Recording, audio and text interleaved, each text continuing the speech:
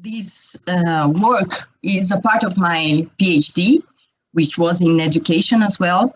And I am analyzing the discourse on Black people inclusion by 3 media channels in the context of a program made by São Paulo State in Brazil in the context of 2012. So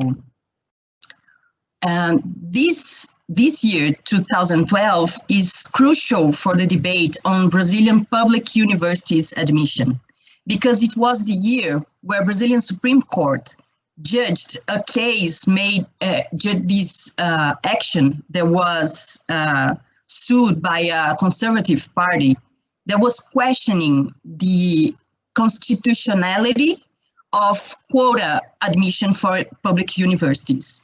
So some public universities, especially federal universities, they have established a minimum number of admissions that should be reserved. So that's why it's a quota for Black people as well as public students.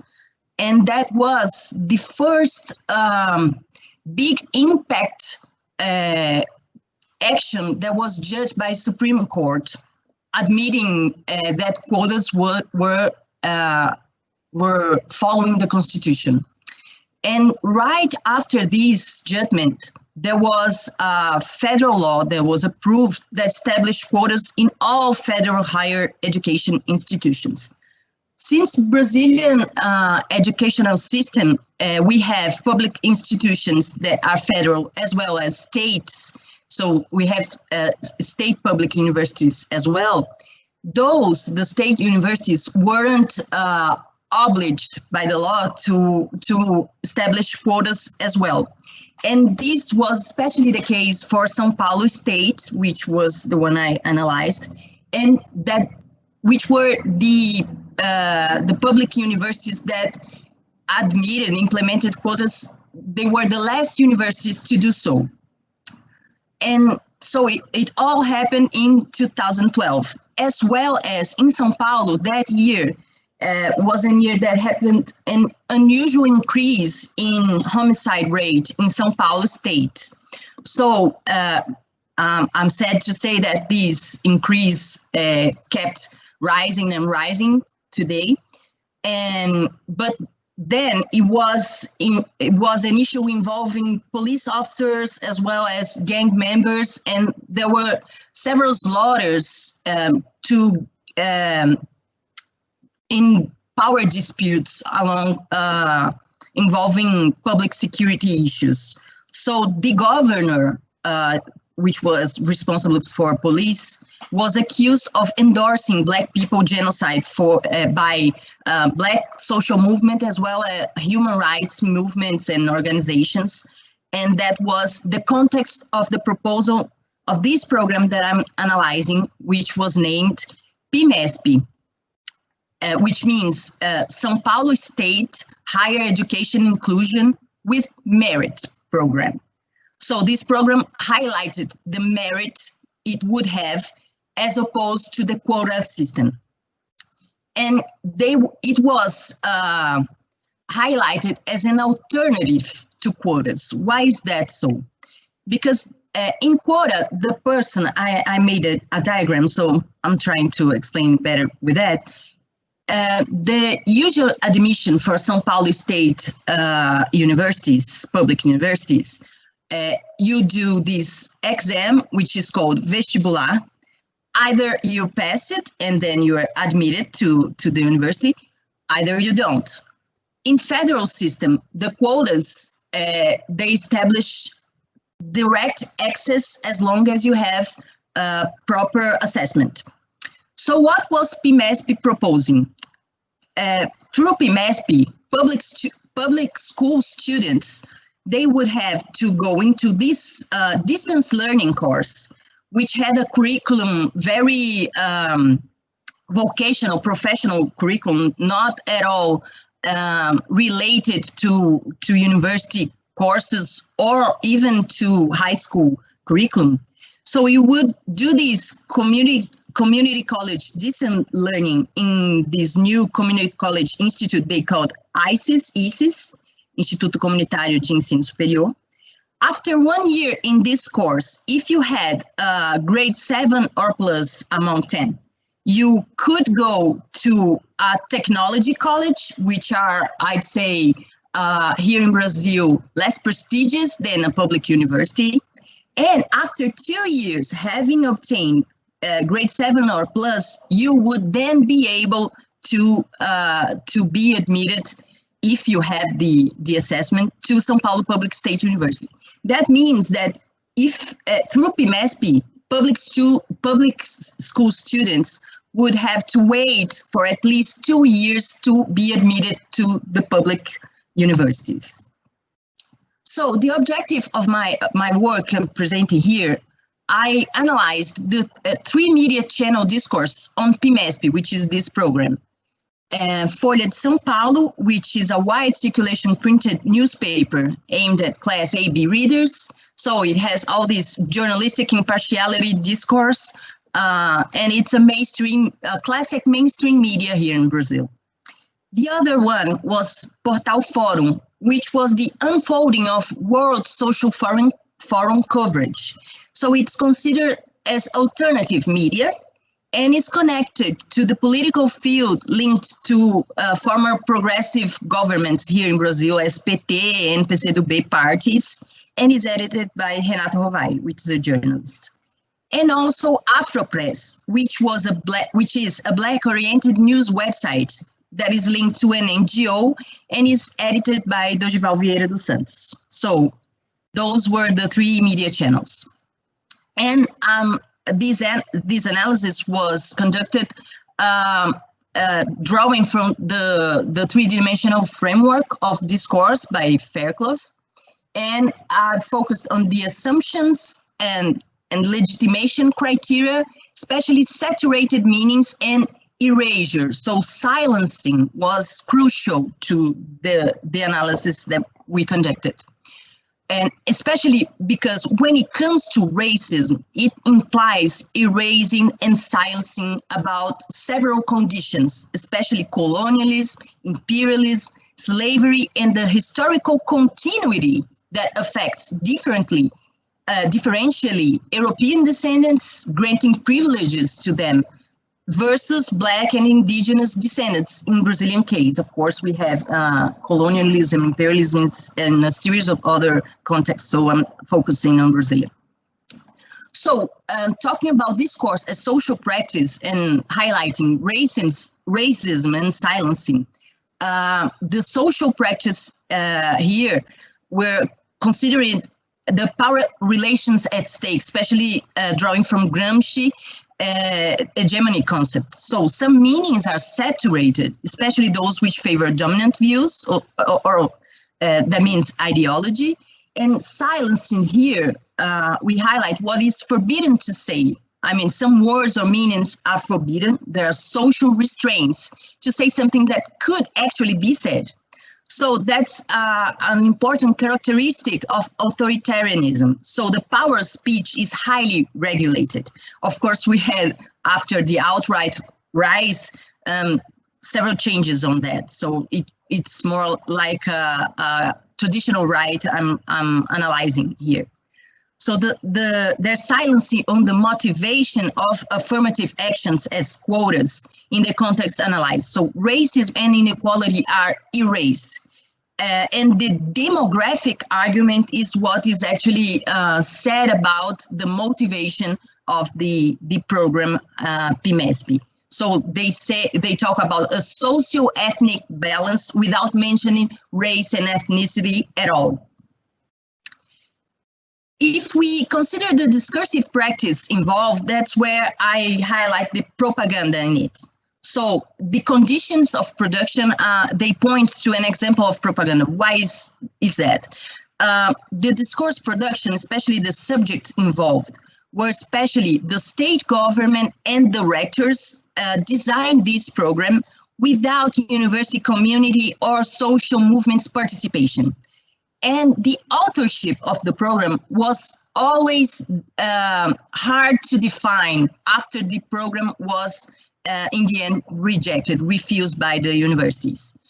The discourse circulation, the means through which discourse goes, the preferred means is the media in the advertising way. So the official proposal sent to the university had this draft look. They had including some typing errors and all kinds of things, but what is presented to the media was something that seemed structured. And there was a refusal of the authorities, directors, and the state government to participate in public hearings about the project. And the discourse consumption, especially to whom discourse is directed and others who get to consume it, were the Black people or state institutions that dealt with Black issues that were aligned with the government. So how was this program proposed and why I call that propaganda? That is a picture of the press conference. This is the governor. He's from PSDB, which is the traditional right that governed Brazil in the 90s, especially. And they are the party that runs the state government since after the dictatorship in Brazil, so more than 20 years. So this Geraldo Alckmin is presenting here in a press conference this program that was elaborated among the São Paulo state government, São Paulo State University Rectors Council, so 4 rectors that run the universities in São Paulo, and as well as São Paulo State Virtual University that offers distance learning courses. So they were presenting this program in December the 20th, so not a very, I'd say in the end of the year, so things were, the year was finishing. There wasn't much space for debate that moment, which happened a little later in the next year. So there was an intense reaction to that, especially by an organization that was the pro-quota organization. Lots, like 60 organizations that were advocating for legislation for quotas in São Paulo state. And they were opposite to the program, while Educafro was defending the program, saying there was room for improvement. Like, it's not a perfect program, but we could improve it. And by the analysis of the text, the discourse as text, we highlight 4 categories that repeat in other discourses as well as the official one. So public school lack of quality makes unprepared students for prestigious university, but not for distance learning. Discourse subjects and objects. So Black and indigenous people were much more the objects of the discourse and never the subjects. The subjects were actually the institutions, the universities that were involved. There was an opposition between quotas, the admission that were direct, and inclusion goals. We should include people. And this new community college institute that would be created through this program was always drawing from these technology virtues that were always a complement to technology as something that would make this program so different. And so most critics of the program said that this program was much more about this new institute than to actually include Black and indigenous and public school students. So some aspects of the analyzed discourse. There was this official discourse assumption that PMSP had merit and quotas were without merit. So what would remove the merit would be the racial criterion in university access. Mainstream media, especially Folha de São Paulo, amplifies official discourse. And alternative media amplifies social movement discourse, especially Portal Fórum for Procura Assembly and Afropress for Educafro, which was for the program. And different sectors of Black movement had different strategies in relation to the program, to PMESP, to stand for it in order to improve it versus to defeat it, because it was racist and discriminatory. So legitimation was crucial to this program. Governmental discourse on the program emphasizes technology, being alternative to quotas and keeping merit, and uses mainstream media for legitimation. And the initial proposition dispensed discussion in university departments, so it was supported solely by the rectors. And so the legitimation through mainstream media was very important to dialogue with the whole population, because it wasn't very much approved through university community. And later discussion led to disapproval on departments and in university councils. So the government negotiation with prestigious social movement as Educafro is lends some legitimacy too. However, there was an intense dispute towards other social movements as Procura Assembly. Here are some of sorry. You have 5 minutes more. About I'm 5 going minutes. to. Don't zoom.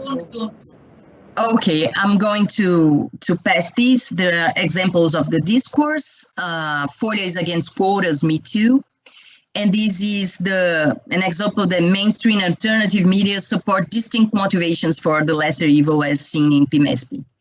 And these were the alternative media that were disputing against the program, advocating for its total refusal.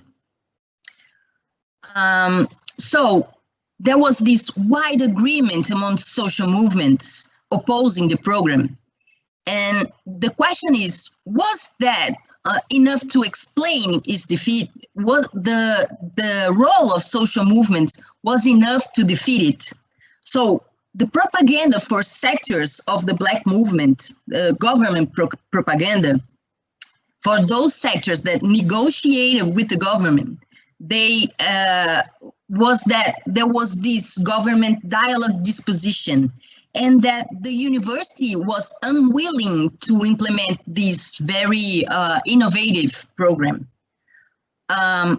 So what happened later was that the university actually did deny this program. They refused it. All the universities involved, the state universities in São Paulo, refused it. But after that, there was no other government proposal addressed to Black and indigenous people to university access after that defeat.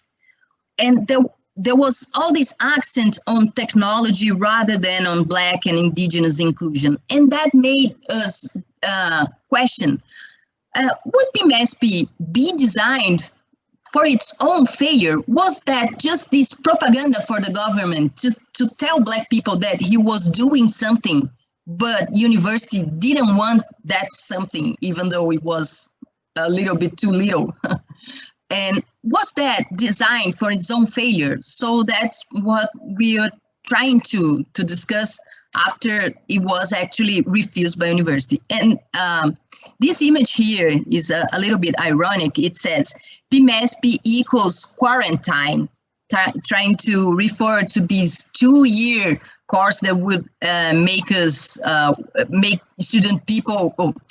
public school students wait for 2 years instead of quota, which means direct access. So we're all quarantined. I thought it would be very ironic to see this image after all this discussion on what PMESP actually means. So it was kind of that. I hope to clarify any doubts that might have been in along the presentation. Thank you very much for your attention.